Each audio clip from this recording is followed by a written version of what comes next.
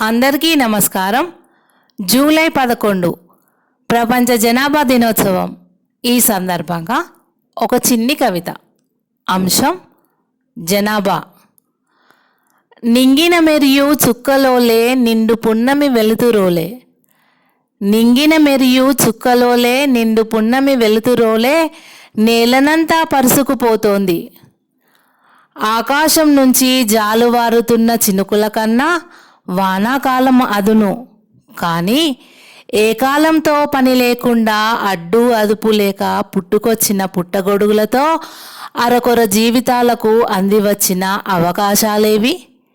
నాడు గంపెడు పిల్లలున్న ఒక్కరిద్దరున్న సంతానమైన రొట్టె కడుక్కొని కడుపు నింపుకునే బతుకులే ఎక్కువ ఉండే.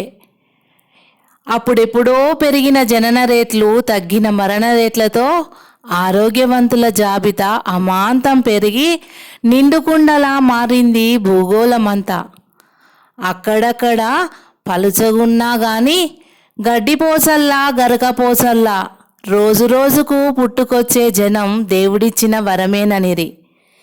గడ్డిపోచల్లా గరకపోచల్లా రోజు రోజుకు పుట్టుకొచ్చే జనం దేవుడిచ్చిన వరమేననిరి.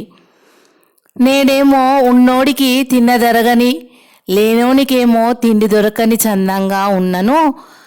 గింజ దొరకని పరిస్థితిలో నకనకలాడుతున్న దేశాలెన్నో మనగడకై పాకులాడుతుంటే, ప్రపంచమంతా ఒకే తాటి కిందికి వచ్చిన విశ్వ విపణిలో ఆకాశాన్నంటిన ధరల కొండను అందుకోలేక విలవిలలాడుతుంటే, చతికిల పడిన ఆర్థికం వెక్కిరిస్తోంది మరొక వైపు.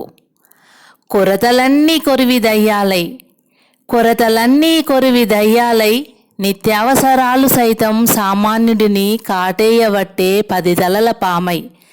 కొరతలన్నీ కొరివి దయ్యాలై నిత్యావసరాలు సైతం సామాన్యుడిని కాటేయబట్టే 10 తలల పామై. ధన్యవాదములు.